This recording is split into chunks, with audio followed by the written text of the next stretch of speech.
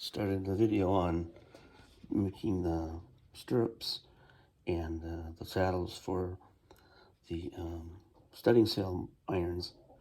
And I have this little unit right here. I think I got it at Micromark, but I'm not positive. And it works pretty good for cutting what I need to with the stock brass, for instance. I tried to use vinyl or styrene tubing, but I couldn't find anything the right size. It was all too thick. So just to give you an example of how this works, and cut a couple here.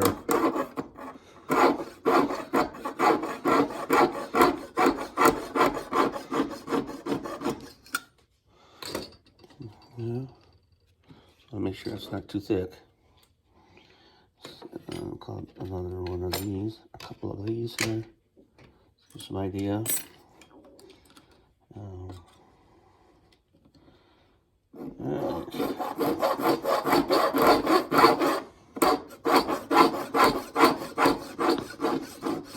This is the thin one,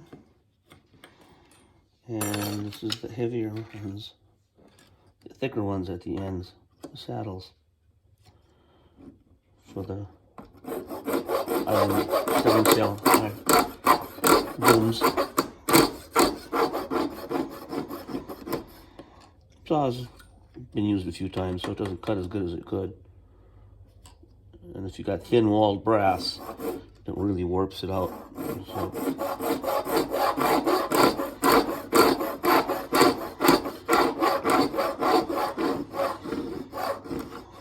there you go. And this is a 54 tooth saw blade. I wouldn't try to saw the brass tubing like this with something with less teeth. I believe that'll do it for this section of the video. I didn't last time, but this time I'm going to make a video on soldering the stirrups and the saddles for the studding sail booms. And I'm going to start by, I have all the stuff cut in this little bag that's going to have to be soldered. And you take your soldering flux like this and put a few drops into the bag like this, just to mash it around a little bit. That'll get all of your rings done. This works better than this type of flux. So it comes off easier so that you can paint it. That being done, I'll come back in a little bit and show you how I do this after I get set up for the first ones. Well, I'm going to give this one a try. Put a little solder on there, and I've put some flux on here. Put a little solder on there like that. Reload. Here we go. Let's see. Hold this up to there like that.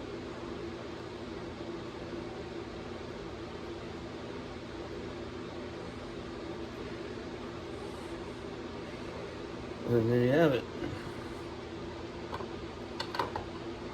Just like that. Now it's gonna have to take a small file. You're gonna have to go and smooth this down a little bit. But just basically,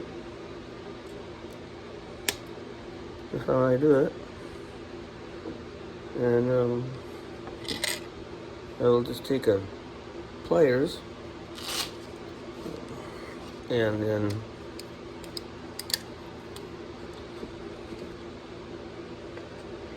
once I push it into the end, I'll show you later in another section of this video, it goes in, and I'll probably grab a hold of it with it like this, and it gets bent up like this.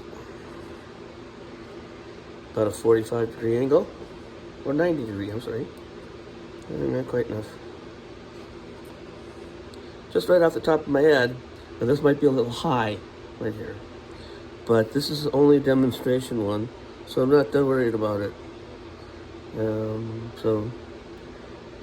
My next section of the video, I'll show you basically how it goes in, which is actually pretty easy. And so I did another one right here, and so this is actually the saddle, if you will. It goes at the back of the studying sail room. I'll show you where that goes as well in the next video. Let's see it. Oh, here, I'm sorry, I gotta bring it up a little bit so you can see it a little better. And see you again in another video soon. Well, in this part of the video, I'm going to be showing you how to put the saddles and the stirrups on for the studying boom yard. It goes roughly canted just a little bit. Now I've done this side already, so you can see that it doesn't run on top of the yard. It runs off to one side so that you can get to this little pulley when you run your line through the pulley here. And I believe that's a clue line it goes through in the running rigging later. And when I put the saddle in, this location that I use right here is roughly 1/3 of the way of the distance from the end of the yard to the middle of the yard. It's about 1/3 of it. And I drill a hole at a slant into it, and I put the yard saddle through here all the way. Now, I could at this point do it if I wanted to, glue this and put it into place, but I'm not going to because I don't have my supers are handy. So it's just gonna sit there. And the other one is this one. Okay, it was straight, and I found this distance right here that you see from there to there, from here. And you can see the study boom here does not follow the angle of the yard, the taper of the yard. It's kind of flat, so it's smaller here and deeper here. So this goes straight in and straight out instead of at an angle like this. So this will do the same thing. Then I get this into here, and I get it into position, and I slide this through here. Like you see there. That's it. There. And it'll be angled back a little bit so that you can get your line to this. Now this will be cut off with the wire snips and filed smooth and then painted. And this will be painted, of course, and this will be painted, of course. I'll be taking these off. I'll slide them out and I'll put them to the side. And the reason I do that is that sticking a little bit here, is that there's lots of stuff that still needs to go in the yard. The stirrups for the horses themselves, and a few blocks here and there. As the block goes on here, there's another one goes about here, and another one that goes about here. So these get in the way of that.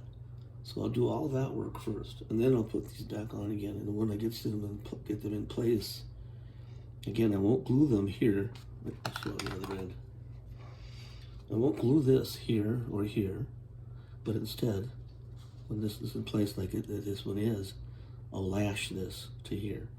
And in the very last yard making video, that will be done, and you'll see the finished yard with the lashing on it and all the other accoutrements that I put on before I put the yards up.